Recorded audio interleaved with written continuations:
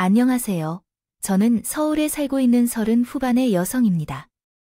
곧 봄이 될 것 같았던 날씨가 다시 심수를 부리며 제법 쌀쌀해졌네요. 그런 날씨에 심술의 따뜻한 봄이 반드시 찾아오는 것처럼 우리의 인생도 안 좋았던 기억과 옛날을 잊고 새로운 출발을 하는 때가 있습니다. 저도 그 안 좋았던 기억을 잊고 새 출발을 기다리고 있는 사람입니다. 오늘 이곳에서 제 이야기를 하며 새 출발을 시작하고 싶습니다. 제 사연을 시작해 보겠습니다. 저는 부모님의 반대를 무릅쓰고 결혼한 남편이 있습니다. 부모님은 끝까지 결혼을 반대했고, 저는 남편과 일방적으로 결혼을 선택한 것이었습니다. 부모님은 남편과의 결혼을 아주 강하게 반대했습니다. 반대했던 이유는 남편의 배경 때문이었습니다. 어려운 어린 시절을 보낸 남편은 부모님을 일찍 여의게 되어 보육원에서 자랐던 경험이 있었거든요. 따라서 부모님은 유복한 가정에서 자란 제가 겪은 것과는 다른 삶을 살아온 남편과는 어울리지 않을 것으로 생각하셨습니다. 모든 부모들은 제가 더 나은 상대와 결혼하기를 바라십니다. 이에 남편의 과거나 성품을 고려하지 않고 무조건 반대를 했습니다. 하지만 제가 보기에 풍족한 환경에서 자란 사람들보다도 남편이 더 대단하고 훌륭한 사람으로 보였습니다. 보육원에서 제대로 된 성원도 받지 못한 그의 어린 시절이었지만 그는 예에 바르고 누구의 도움도 받지 않아 성장해온 것으로 알고 있었습니다. 혼자서 하던 작은 장사를 사업으로까지 확장하여 매일 열심히 살던 사람이었어요. 그러나 그런 노력의 결과를 아버지께서는 제대로 눈치채지 못하셨습니다. 더구나 우리 아버지께서는 사업을 이끌고 계시다 보니 남편의 사업이 얼마만큼 허술하고 조잡하게 보였을지 모르겠어요. 아버지께서는 남편의 최악 상황을 확신하시고 항상 저와 대화를 이끌어내셨습니다. 그러다 보니 대화가 전혀 통하지 않았고 끊임없이 대립만 계속되고 있어서 진전이 없는 상황이 계속되었어요. 그러던 중에 참을 수 없어져서 독단적으로 남편과 부모님을 속여 결혼 신고를 했고 결혼식까지 올렸지요. 이 과정에서 부모님과는 연락을 끊게 되었고 남편 역시 제 부모님들과의 관계가 단단거리게 되었습니다. 부모님은 차마 우리 모습을 보지 않으려고 하셨지만 그것도 잠깐이라 생각했어요. 저는 남편과 행복한 삶을 살아가고 계신 모습을 보여주며 남편의 사업이 성공적으로 궤도에 오를 때 우리를 인정해 주실 거라고 믿었어요. 그래서 저희 둘 다 열심히 살아왔습니다. 그러나 예상치 못한 상황에 직면하게 되었어요. 코로나19가 발생하면서 남편의 사업이 중단되었고 이미 진행 중이던 계약들은 대부분 취소되었어요. 결국 사업을 포기해야 했고 남편은 빚을 갚기 위해 다른 일을 하게 되었죠. 그 이후 남편은 여러 아르바이트를 하면서 어떻게든 어려운 시기를 견뎌내고 있습니다. 버텨내고 다시 한번 재기하려고 했습니다. 하지만 생각보다 더 길어진 코로나 시기로 인해 근근히 버티고 있었을 뿐 나아가진 못했습니다. 그렇게 시간이 흘러갈수록 상황은 점점 나빠졌고 결국 부모님의 도움을 받아야 하는 상황에 이르렀습니다. 어려울 때 여유가 있는 부모님의 도움을 받는 것이 가족 간에는 아무렇지 않은 일이 될 수 있었지만 저희 부부와 부모님의 관계는 달랐습니다.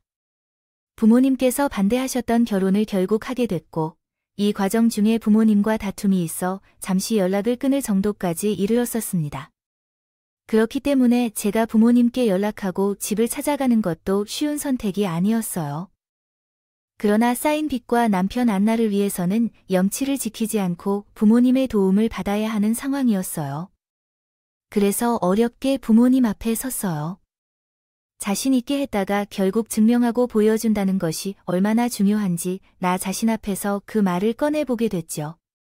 그러면서 찾아와서 도움을 달라고 부탁해 모든 것을 내 맘대로 하고 내가 하고 싶은 대로 한 뒤에 문제가 생기면 나에게 해결해 달라고 하면 끝이에요.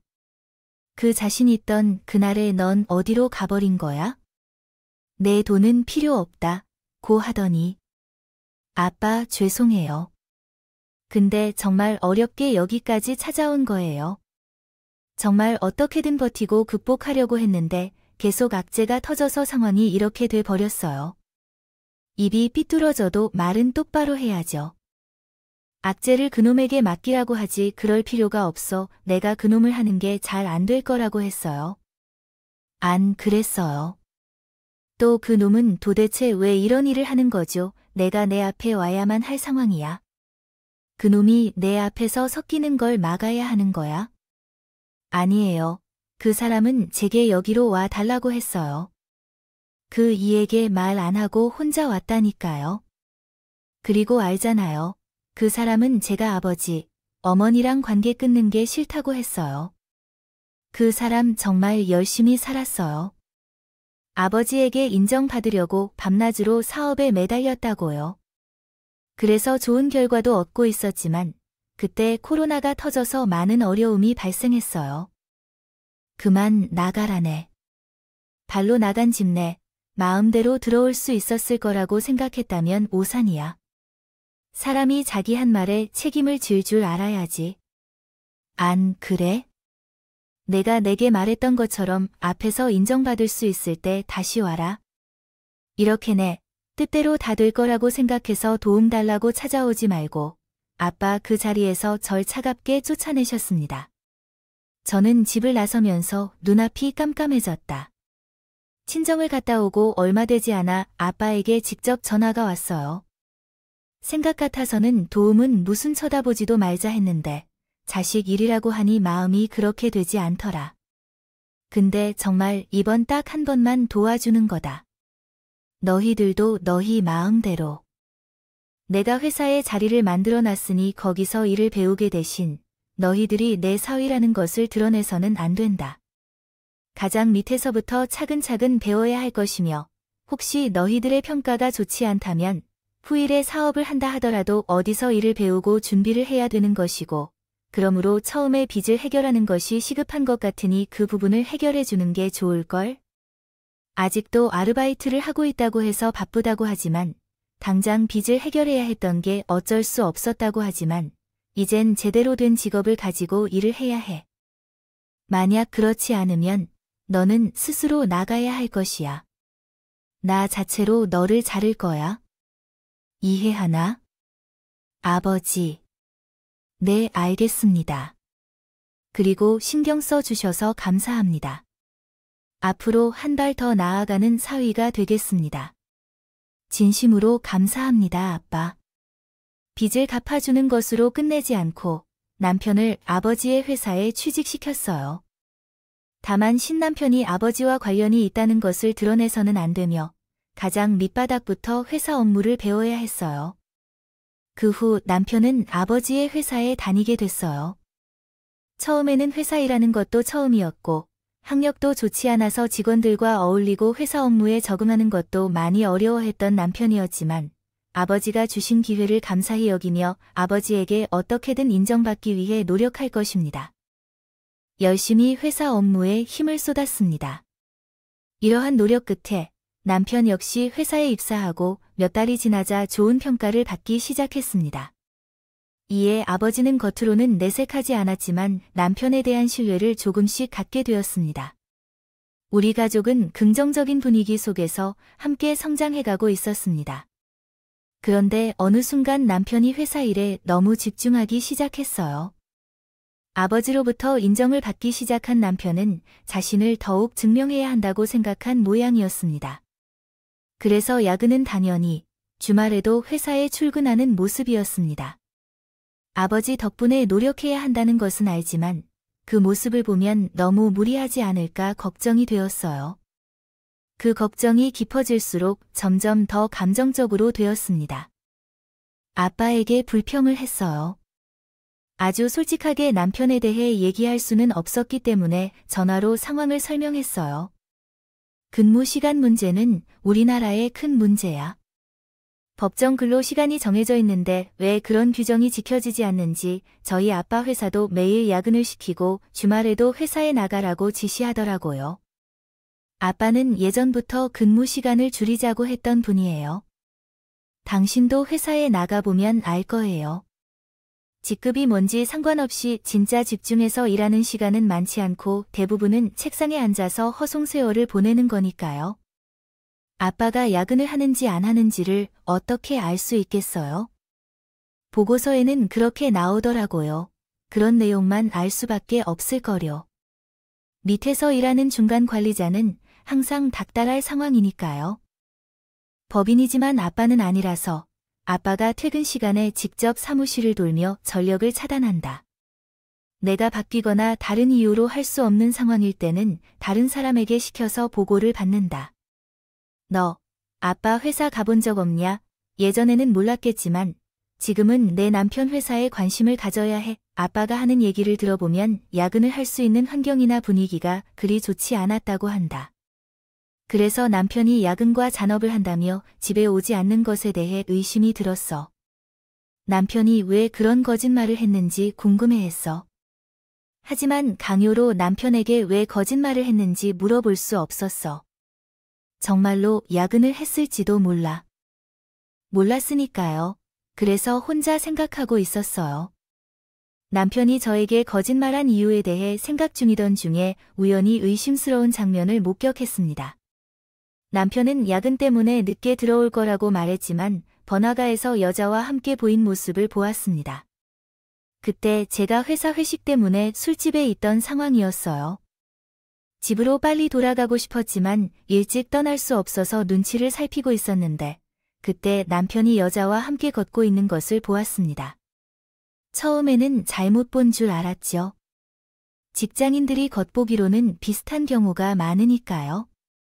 그래서 혹시 남편에게 전화를 걸었는데 그때 남편으로 생각했던 사람이 전화를 받았습니다. 알았어. 그럼 수고해. 통화를 끊겠다. 거리에 있는 남자도 휴대폰을 내렸습니다. 그제야 제가 보고 있는 사람이 제 남편이라는 사실을 확신할 수 있었어요. 제 남편이 왜 거짓말을 하는지 물어보기 위해 급히 술집을 빠져나가 거리로 달려나갔습니다. 그러나 2층 술집을 내려와서 남편이 있었던 곳에 도착하는 동안 시간이 너무 오래 걸렸는데 이미 남편은 사라져 있었어요. 먼저 남편과 여자가 향했던 방향으로 주변을 살펴보았지만 그 어디에서도 남편을 찾을 수 없었지요. 거짓말을 한 남편을 놓쳤는데 그 이야기를 남편에게 따져 물어봐도 조금 그랬어요. 하나하나 살펴보면 남편이 모두 반박할 수 있는 이야기였어요. 야근은 다른 곳에서도 할 수 있는 일이었고 아빠 몰래 야근을 하거나 점심시간에 번화가로 나가 밥을 먹을 수도 있는 일들입니다.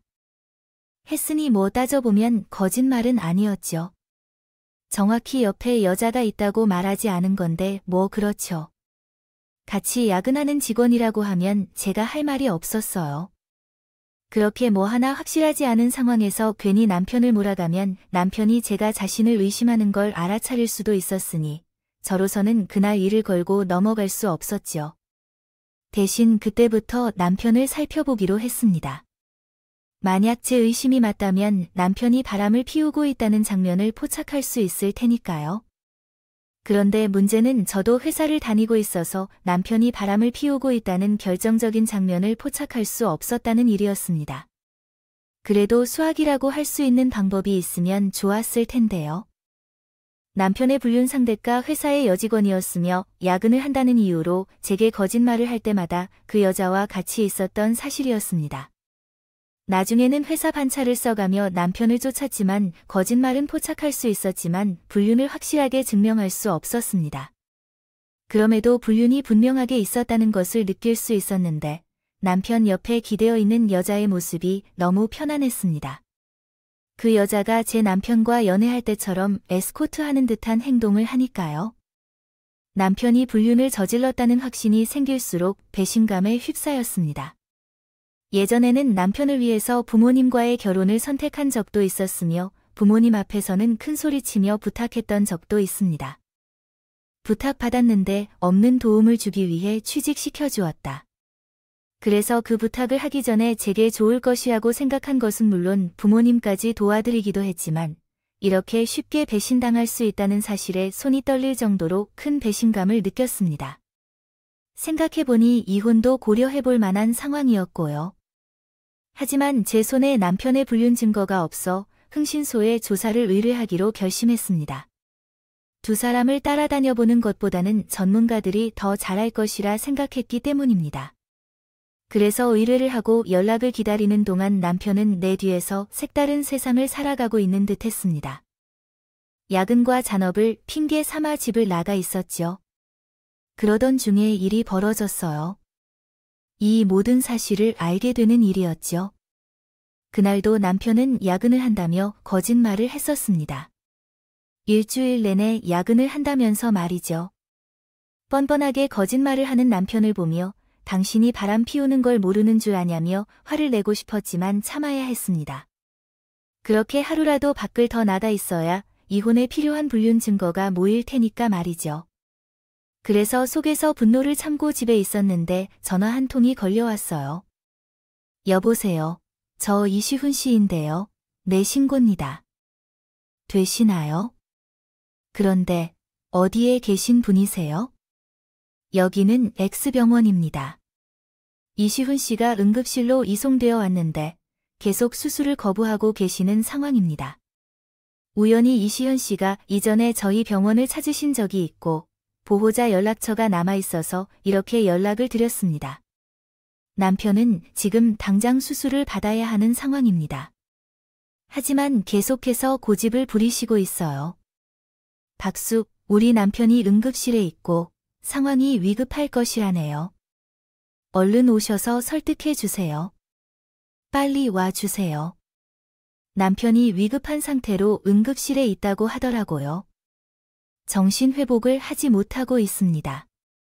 이혼까지 생각하고 있던 남편이었지만 그래도 남편은 남편이니 걱정이 됩니다. 다른 생각을 할 수 있는 정신 상태도 없었습니다. 고집을 부린 남편이 있다는 병원으로 곧장 달려갔어요. 응급실을 나가겠다며 수술을 거부하는 그 남편에게 빌었습니다. 그 순간 정말 큰 사고를 난 것처럼 온몸이 엉망인 그 남편이 누워 있었지요. 다행히 응급처치만 필요한 상황이었고 의식이 있는 상태여서 남편과 대화를 나눌 수 있었습니다. 무슨 사고로 다친 거야? 몸이 이러면 왜 수술을 거부하고 있어? 여긴 어떻게 왔어? 난 너에게 연락한 적이 없는데 병원에 기록이 있어서 연락이 왔어. 연락하지 않은 게 자랑이냐? 수술받고 회복해야 해. 겉보다 안쪽이 위급한 상황이니까. 실수하면 죽을 수도 있어. 지금 뭘 하고 있는 거야? 설마 당신이 바람 피운 거 들킬까 봐 수술을 받지 않고 태어나려고 했던 거야? 방금 간호사에게 들었는데 응급차와 함께 온 여자 때문에 내가 당신이 바람 피우고 있는 걸 알 수도 있으니까. 그랬어. 당신은 이런 상황에서 그게 중요하다고 생각해? 바람 부는 거라 생각하는 거 아니야? 어쨌든 다 알아버렸으니까 고집 부리지 마. 남편이 제 입을 통해 수술을 하라고 하는 말을 듣자 황당한 표정을 지었었습니다. 그런 남편을 붙잡고 더 논하고 싶었지만 우선적으로 사람의 목숨이 중요했고 남편에게 고집 부리지 말라고 말했고 고통받고 있던 남편은 결국 고집을 꺾고 수술실로 들어갔다. 그렇게 수술실로 들어간 남편은 무사히 수술을 마칠 수 있었습니다. 수술이 끝나면 생명에 문제가 없던 상황이었기 때문에 남편은 이제 안정을 취하며 회복하면 된다고 생각했습니다. 하지만 저는 남편이 회복할 때까지 기다릴 수 없습니다. 남편이 회복할 때까지 기다릴 수 없는 상황인데 그런 인간이 회복을 다 할 때까지 어떻게 기다릴 수 있겠어요? 그래서 수술 후 병실에서 꼼짝도 못하는 남편이 안정을 취하든 말든 상관하지 않고 바람난 일에 대해 물어보게 되었습니다. 수술 전에 이야기하던 것을 마저 끝내야 한다고 생각했습니다. 나는 모르면 모르지만 바람이 났다는 것을 다 아는 상황에서 바람난 남편 병수발을 들 순 없잖아. 여하튼 당신은 여기서 꼼짝도 못하니까 그럼 난 당신이 바람 피운 것을 알게 되겠지. 증거를 찾는 것은 시간 문제입니다. 그러니까 서로 피곤하게 하지 말고 인정할 건 인정하고 여기서 끝내자. 나 몰래 바람 피운 걸 인정하는 거야? 뭐, 아니에요. 왜 그런지 모르겠어요. 응급실에서 그 얘기 하더니 또 그 얘기야. 도대체 누구에게 어떤 얘기를 들었는지, 뭘 보고 계속 그러는 거야? 제가 바람을 피웠다고 하면 누구와 피웠다고요? 저는 바람을 푼 적이 없습니다. 하늘을 떠나는 맹세죠. 왜 다른 여자를 만난 적이 없다고 계속 말하는 거죠? 제가 직접 보았으니까 다행이에요.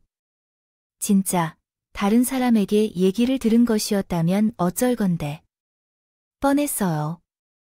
뭐, 그게 어떤 소리예요? 제가 직접 봤다니까요. 저는 보았어요. 당신이 회사 상사인 여자와 같이 있는 모습을 여러 번. 당신이 야근 때문에 같이 있었다고 또 봤다면 변할 것이라고 그러는데, 우리 아빠는 회사 직원들은 야근으로 인해 변할 수 있다고 말씀하시던데, 그건 무슨 해명을 할 수 있겠습니까? 그리고 요즘 술집에서도 일할 수 있나요? 보기에는 당신이 그 여자와 함께 술집에 들어간 것을 봤는데, 아니라고 말할 거라고요? 또한, 야근은 당신과 그 여자만 하는 건가요?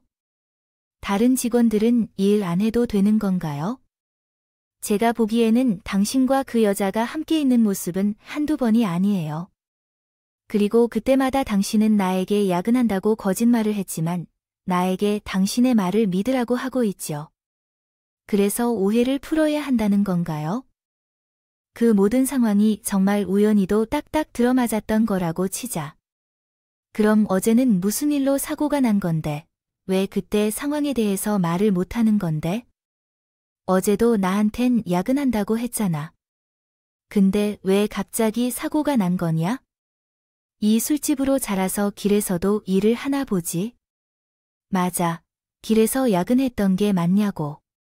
여보, 그거 다 오해야. 난 진짜. 그럼 말해봐. 어제 무슨 일로 사고가 난 건데? 당신이 사고 났을 때 같이 있었다는 여자 누군데? 아이 그게 왜 둘러댈 거짓말이 생각나지 않나 보지? 그럼 이제 인정해. 나 몰래 그 여자랑 바람 피웠다고. 인정하라고. 당신 어떻게 나한테 이럴 수가 있어? 내가 당신을 얼마나 믿었는데, 나 당신 하나 믿고 우리 관계를 유지해왔는데. 부모님이랑 싸우기까지 했어요. 거기에다가 당신이 막다른 길에 몰렸을 때 제가 아빠를 찾아가 부탁도 했다고요. 아무리 부모와 자식 간의 문제라고 하지만 그게 쉬운 일인 것 같아요. 제 발로 뛰쳐나갔다가 도움이 필요하니 조로를 찾아와 부탁하는 것이 얼마나 염치 없고 부끄러웠는지를 알아야 해요. 아니라고요. 거기에다가 우리 아빠가 당신의 빚도 갚아주고 회사에 취직까지 시켜주었어요. 그럼 은혜는 못 갚아도 사람 배신은 절대 하지 않아야죠. 어떻게 나에게 이럴 수가 있어요? 그것도 아빠의 회사에서 회사 직원이랑 도대체 무엇이 부족했던 걸까요? 당신만을 바라보는 제가 지겨웠어요. 나는 당신만을 바라보는데 우리 아빠도 이제는 쓸데없다고 생각한 당신을 믿는 게 참 힘들어요. 당신은 내 마음대로 행동하면 된다고 생각했기 때문에 다른 여성과 만나고 있었나요? 그러한 이유 때문에 혼란스러운 당신 역시 그러한 행동을 계속하다 병원을 나서려고 노력 중인 당신의 남편은 제대로 대답을 해줄 수 없는 상태였습니다. 저는 끝까지 사실을 부인하며 맞서는 남편과 계속 싸울 것이 무의미하다고 판단해 남편에게 이혼을 요청하고자 했습니다. 만약 증거를 가져오면 이 문제는 해결될 것이고 증거를 찾지 못해도 당신이 외도를 했다는 사실은 변함없기 때문에 이혼 소송을 진행할 것입니다. 여기서 잠시만요. 내가 모든 것을 설명할게요. 맞아요. 내가 당신을 속이고 해왔다. 그동안 그 여성과 함께 했던 것은? 건 맞긴 한데 진짜 바람핀 건 아니야. 사실은 나 그 여자한테 붙잡혀 있었어. 그 여자가 시키는 대로 시중에 들면서 괴롭힘을 당하고 있었다고 제가 이혼하겠다고 말하며 병실 밖으로 나서려고 하자 그제야 남편은 사실대로 말하겠다고 했습니다.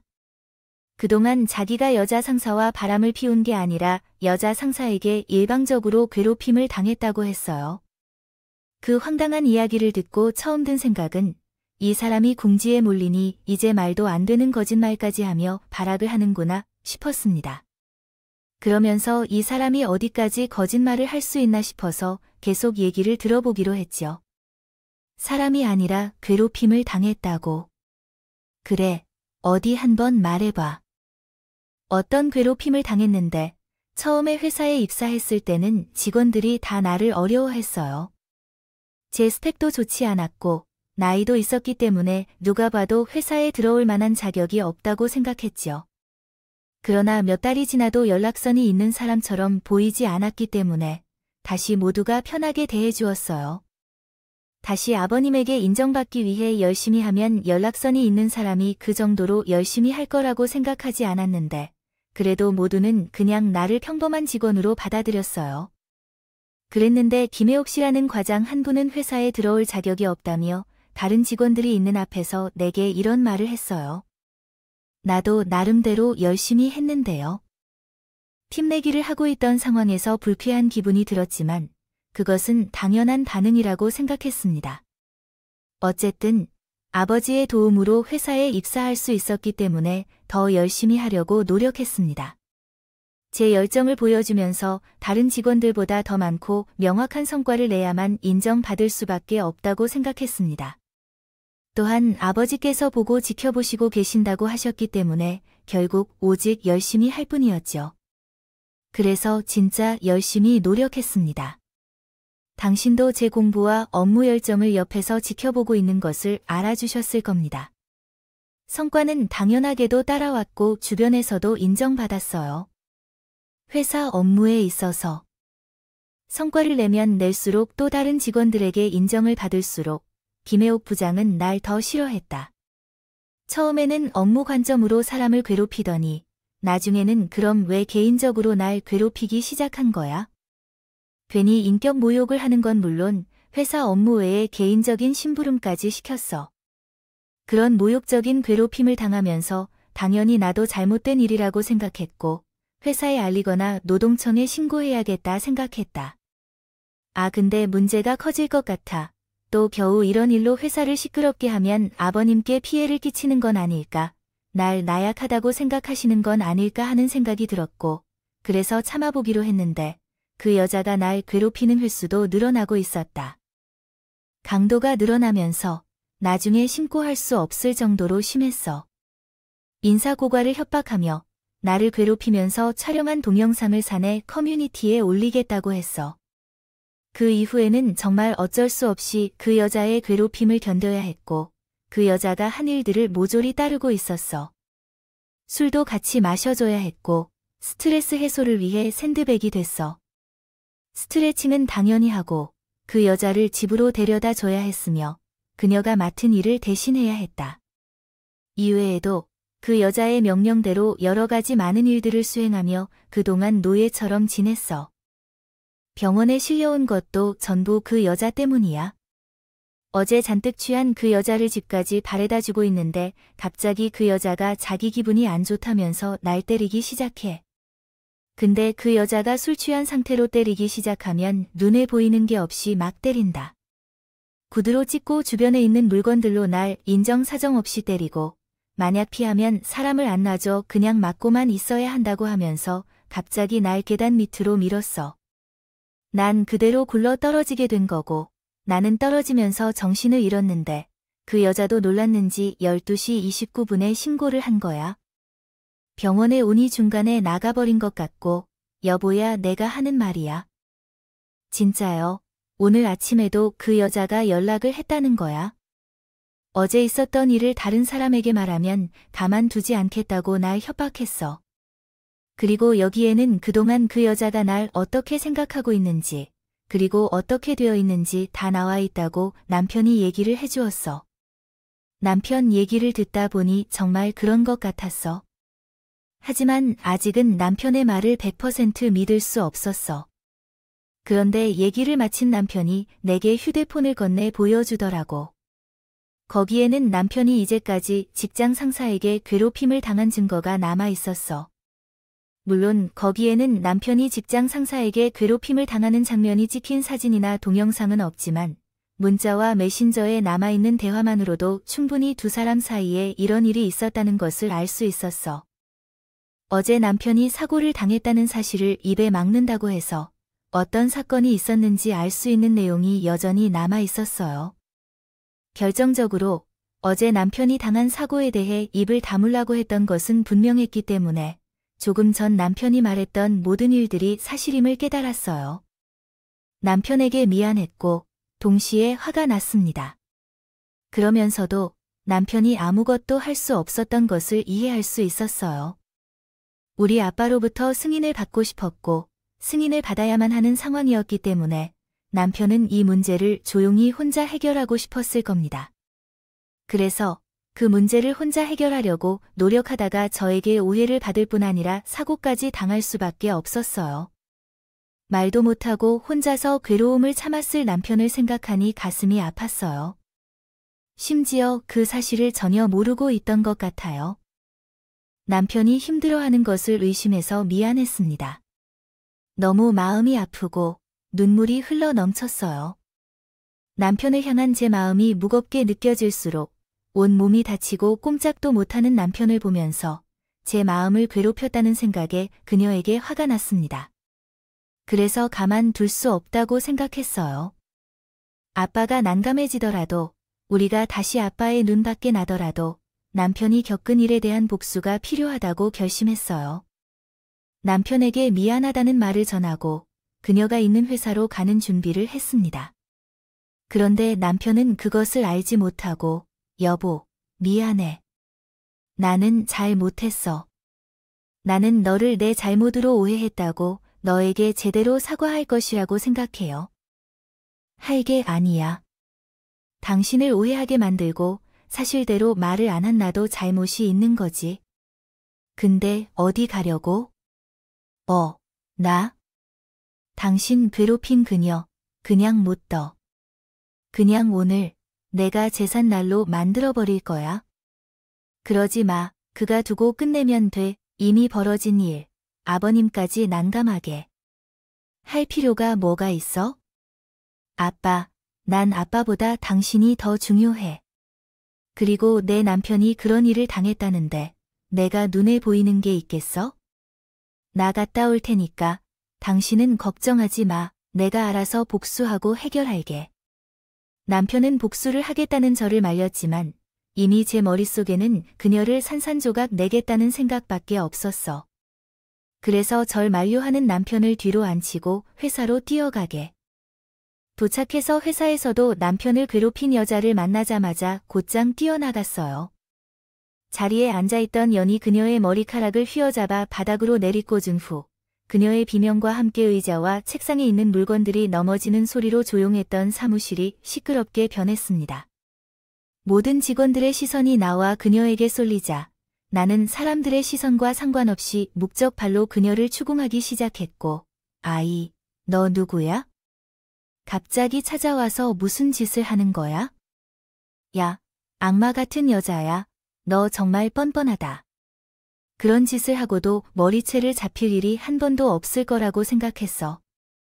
이 여자가 미쳤나 봐. 지금 뭐라고 하는 거야? 당신 누구인지도 모르겠지만 왜 이러는 거야? 내가 무슨 짓을 했다고 그러는 거야? 내가 내 남편을 그동안 부려먹고 괴롭혔어. 내 남편 퇴근 후에도 붙잡고 술 시중들게 하고 때리고 괴롭혔어. 그리고 어제 내 남편을 계단 밑으로 밀어 넘어뜨린 것도 너였고 너 때문에 내 남편이 죽을 뻔했어. 내 손으로 직접 한 행동이니까 내가 더 잘 알 거야. 아니야, 이래도 시침이 될 거야. 내가 내 남편인 이시훈을 안 괴롭혔다고 할 수 있어? 그럼 당신이 이시온 그놈의 아내인 거야? 자기 머리채를 잡고 있는 사람의 정체가 자신이 괴롭힌 직원의 아내인 걸 알게 된 여자는 놀란 눈치를 하며 깜짝 놀라는 걸 보였습니다. 제가 저지른 잘못이 회사 사람들에게 알려질까 봐 걱정해서 눈치를 보는 모습이었어요. 처음에 여집이 나를 설득하려고 했어요. 나를 밖으로 데리고 나가서 조용히 일을 해결하려고 했죠. 여기 이시온 사원 아내분, 우선은 여기서 이렇게 하지 말고 저랑 밖으로 나가서 얘기하죠. 여기 회사고 다른 직원들은 이 일과 상관없는데 저희 때문에 피해를 입으면 안 되잖아요. 게다가 이시훈 사원 계속 회사 다녀야 해요. 부인께서 이러시면 이시훈 사원이 계속 회사 생활하는데 전혀 도움이 안 됩니다. 이게 어딘가요? 이게 대화로 해결할 수 있는 일이야? 일은 조용히 처리될 것이다. 내가 가만두기 싫다고. 내 남편이 이제까지 받은 상처들, 나는 한꺼번에 보상해 줄 것이다. 오늘은 내가 나를 날인가 하고 말해. 금방 여기서 그러지 않게 말해야 해요. 하지 마세요. 나는 남편의 일에 대한 사죄를 받을 생각도 없었기 때문에 뻔뻔한 그녀의 말을 듣을 이유가 없었습니다. 제 목적은 어디 한 번에 남편이 받은 것을 그대로 보답하는 것뿐이었어요. 그래서 나는 그 여자의 머리를 붙잡고 위아래, 좌우로 흔들면서 그녀가 대항하지 못하게 만들었습니다. 또한 중간중간 발로 그녀의 몸을 밟고 차며 남편을 때렸어요.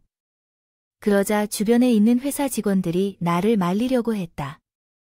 저는 직원들에게 경고했어요. 아까 말한 대로 그들은 모두 들었어요. 2년이 그동안 내 남편을 괴롭혔고 어제 낸 연으로 내 남편이 죽을 뻔했어요. 지금은 병원에 입원 중이에요. 그러니까 지금 2년은 자신이 저지른 행동에 대한 대가를 치르고 있는 겁니다. 그러니 도와주지 말아주세요. 만약 도와준다면 당신들도 모두 2년의 범죄에 가담하는 걸로 알겠어요. 당신들도 내 남편을 괴롭힌 사람으로 알겠다고요. 제 경고에도 다른 직원들은 나서지 못했지만 더베리오엠은 그녀를 흠씬 두들겼어요. 그러자 옹싹옹싹하는 사무실이 순식간에 조용해졌어요. 저희 아버지이신 회사 사장이 온 것입니다. 회사에서 난리가 났다는 소문을 듣고 직접 관련층으로 내려갔었어요. 지금 몇몇 분들이 못 듣고 있다니 이게 뭔 일인가요? 회사가 너희들의 놀이터야. 어딘가에서 싸움을 벌이고 있는 것인가? 너희들은 뭘 하고 있어? 서로 다투는 걸 금지해야지. 이것을 보고 있는데 거기 두 사람 그만두세요. 효진아, 너 지금 여기서 왜 이러는 거야? 다툼이 나다는 것이 너였어? 여기서 왜 이래? 우리 동료들과 왜 싸우고 있는 거야? 아버지의 회사에서 이런 일을 일으킨 게 미안한데 나도 이런 상황을 참을 수가 없어. 우리 사이의 연관성에 대해 뭘 했길래 그렇게 되었는지 알아? 시원 씨가 어디 있는지 모르겠어? 아니요, 그가 병원에 있어. 어제부터요. 아파트 2층보다 높은 계단에서 밀려 죽을 뻔한 인연을 수술로 겨우 살려냈다고 하니 그 사실만으로 인연이 몇 달 내내 그를 괴롭혔다는 것을 알 수 있어요. 근무 시간 이외에도 따로 데리고 다니면서 술에 취해서 심부름을 시키고 폭력까지 행사하며 남편, 아빠, 사위를 괴롭혔다고 해요. 그러나 나는 그런 사실을 몰랐고 그 사람이 야근한다고 하길래 더 자세히 알아보기로 했어요. 결국 나는 인연을 가만두지 않았고 아빠도 말려도 가만두지 않을 거라고 이야기했어요. 만약 이번 사건으로 피해를 보게 된다면 고소할 것을 결심하고 왔습니다. 만약 김 부장이 쉽게 넘기려고 하거나 이러는 태도를 보인다면 정말 큰일 날 것 같아 걱정이에요. 아빠도 저를 도와줄 수 없을 거라고 하셨지요. 전 인연이 어떻게 괴롭혔는지 알아냐르로서 도와주겠다고요. 자세한 얘길 그에 찾아 들어보고 우선 이것으로 확인해 보세요. 여기 휴대폰에 대충 봐도 무슨 일이 있었는지 다 알 수 있는 내용이 있으니까. 그의 휴대폰이야. 저는 아빠에게 남편의 휴대폰을 줬어요. 두 사람 사이에 무슨 일이 있었는지 알아내는데 사용되는 휴대폰입니다. 아빠가 엉뚱하게 내게 휴대폰을 건네받았고 그 안을 확인했어요. 그 순간에 사위가 당한 일을 알게 된 아빠의 놀라운 모습을 볼 수 있었습니다. 그러나 그 자리에서 놀라는 사람은 아빠뿐만이 아니었어요.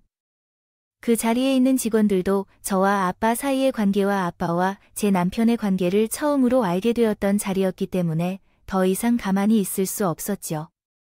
갑자기 삽질하다가 미친 듯이 웃다가는 사람 중에는 최고일 것 같아요. 매우 놀랍고 당황스러워한 사람은 제 손에 잡힌 년이었다.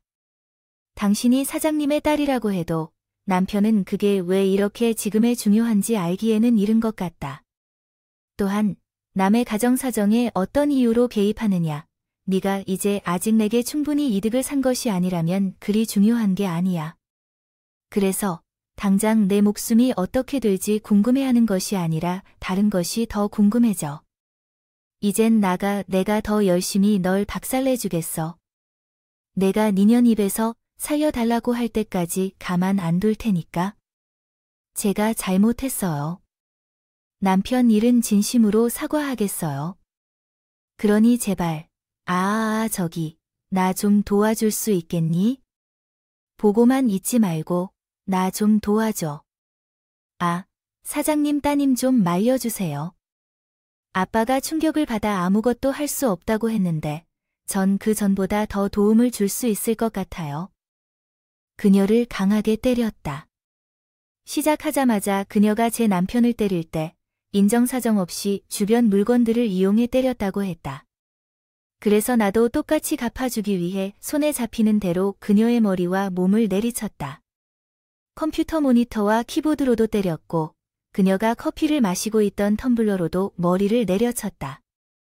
정말 눈에 보이는 것 없이 막무가내로 그녀를 징벌했다. 주변 사람들만 없었으면 그녀도 똑같이 응급차 신세를 지게 할 수 있었지만 회사 직원들이 그렇게까진 못하게 막았어요. 나는 회사 직원들이 나를 붙들어 악을 쓰며 분노를 토로하게 되었다. 표출했고 그녀는 몸이 엉망이 되어 있어서 제대로 가누지 못한 채 엉엉 우고 있었습니다. 나를 놓으라고 천연이 내 남편한테 어떻게 했는데 이 정도로 끝나면 안 된다고. 야, 너 질질 짜고 있지 말고 내 남편에게 했던 것처럼 해보라고 이효진이 말했다. 그만해. 이 정도 망신 주고 때리면 그만 됐어. 시원한 일에 대해선 이게 부족하겠지만 내 손으로 복수하는 건 이쯤 끝이야. 아빠가 두고 보는 것도 여기까지야.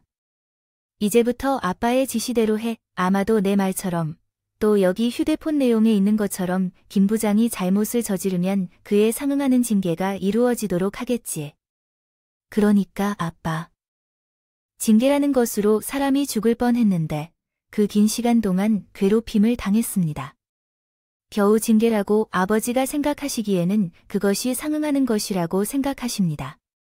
그 사람이 괴롭힘을 당하면서 왜 참았을까요? 아마도 그는 겁에 질린 것 같아서 더 이상 힘이 없었고 또 전현이 언급한 대로 행동하고 막았을 것입니다. 아버지의 회사에서 문제를 일으키지 않고 아버지로부터 인정을 받으려고 참아온 것입니다. 그러나 아버지는 그 사람을 사위로 생각하지는 마십시오. 사위로서 생각할 필요 없이 오직 징계라는 말만 나오는 것입니다. 그런 것에 대해 걱정하시면 안 됩니다. 제가 여기는 회사이고 직원들도 있으니까 사장으로서 지켜야 하는 선과 말할 필요가 있는 것뿐입니다. 시훈이라는 장인으로서 이번 일은 결코 묵인하지 않겠습니다. 효준이나 나 모두 분노하고 있기 때문에 당신이 생각하는 대로 우리의 문제를 해결해야 한다는 것에 걱정하지 마라. 그래서 여기서 멈추는 게 좋겠어. 더 문제를 일으키면 아빠도 문제를 해결하기가 어려워질 것이고 나는 너무 흥분해서 속을 진정시키려 한 말로도 이해가 될지 모르겠지만 아빠의 열정적인 눈빛을 보니 그것이 빈말이 아니라는 걸 알 수 있었어. 그래서 나는 남편에 대한 복수를 손으로 하는 것은 이제 그만두기로 했고 앞으로 그녀에게 벌어질 일들을 지켜보기로 결심했어. 그 후 아빠가 직접 나를 지키기 위해 일어난 직장 내 괴롭힘에 대한 조사가 회사에서 시작되었고 남편의 증언과 휴대폰 속에 있던 증거들을 토대로 과거의 일들이 하나하나 드러나기 시작했어. 그녀가 남편에게 했던 괴롭힘뿐만 아니라 다른 직원들에게 작은 일들도 있었는데 크게 한 일까지 밝혀지게 됐죠. 또 회사에서 하는 괴롭힘 조사 이외에 남편이 개인적으로 형사고소를 했어요. 지속적인 특수 협박, 특수 폭행, 그리고 계단에서 밀었던 특수상해까지 포함된 내용이에요. 그런데 회사에서 조사를 받을 때까지만 해도 순순히 자신이 한 행동을 인정하던 그년이 고소를 당하자 태도를 바꿨어요. 퇴근 후 사적인 일에 남편을 동원한 적은 있지만 절대 협박이 아니었고 회사에서 인정받으려는 남편을 도왔던 일이고 어떤 경우에도 폭행은 없었다고 말했지요. 또 계단에서 밀었던 일도 술에 취한 자신을 부축하던 남편이 발을 헛디뎌 생긴 사고라고 주장했습니다. 이 주장을 듣자마자 어처구니가 없더라도 그리고 그때 나는 거기서 돌아서면 안 된다고 화분이라도 그녀 머리에 내리치어서 그따위 말짓거리하지 못하게 만들어야 했다고 생각했다. 다시 그녀를 혼내줄 생각도 했었지만 그러기에는 내가 감당해야 할 일이 제법 컸다. 그녀를 폭행한 일로 신고를 당했으니까. 물론 아버지가 중간에서 합의를 맞춰 처벌까지 받지는 않았지만 그 일로 나는 함부로 행동할 수 없는 상황이었어요. 그런데 그때 아버지가 내 앞에서 한 말을 지켰다. 절대로 가만두지 않을 거라는 말을 말이죠. 아버지의 말을 들었어요. 그녀가 글쎄, 흥분하지 마라. 아마 내일까지 자기가 한 행동을 인정할 것이다. 인정을 받고 며칠 전까지는 안 했다고 말하던 사람이 그 이야기를 듣자마자 바로 사과를 표하며 조치를 취해 둔 사람과 통화해서 김 부장에게 준 약속도 확인했다는 것을 알았고 자신이 한 행동을 전부 인정할 것이며 죄를 받겠다고 했다. 이 말을 어떻게 믿어야 할까요? 회사를 조사받을 때도 인정하길 원했다. 그러다 형사고소를 당하자 회사 조사도 상급자 압력으로 억지로 인정했다고 말했던 것이 아닌가요? 아니요.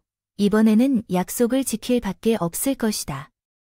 그렇지 않으면 어떤 일이 생길지 알겠죠. 그것이 무슨 말하는 건가요? 눈으로 본다고 하니? 아까 내가 한 말대로 사람을 좀. 우리 회사 사람도 아니고 변호사들도 아니지.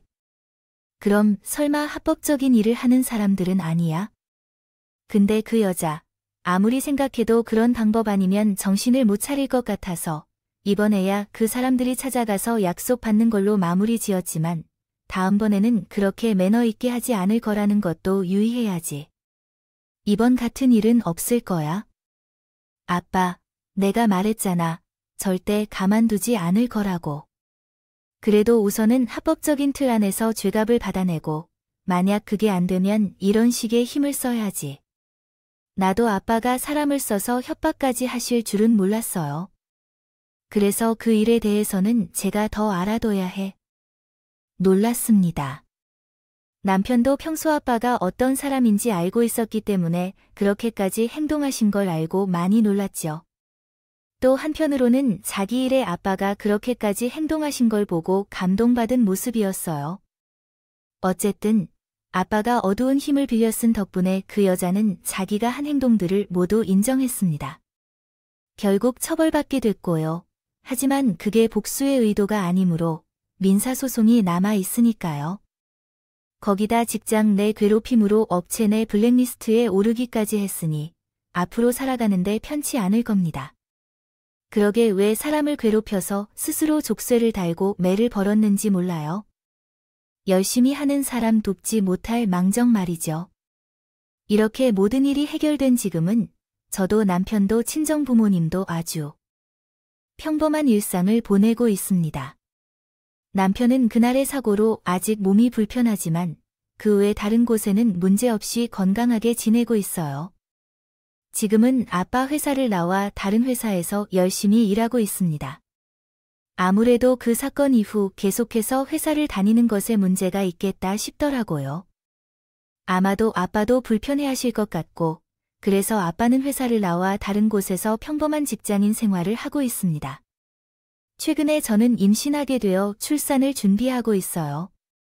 남들 앞에서 굳이 이야기를 하는 것은 이제 몇 달 뒤 새로 태어난 가족과 새로운 시작을 앞두고 있기 때문입니다. 일들이 잘 해결되었지만 그것이 저희에게 떠올리면 기분 나쁜 일이 될 수도 있으니까.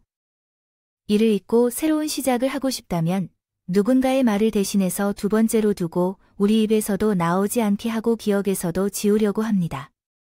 그것이 쉽게 이루어질지는 모르겠지만 그런 식으로 되었으면 좋겠네요. 그럼 제 남편과의 이야기를 끝까지 들어주셔서 감사드리고 여기서 인사를 드리겠습니다. 모두가 가족들과 행복한 시간을 보내며 건강하길 바라겠습니다. 안녕히 계세요.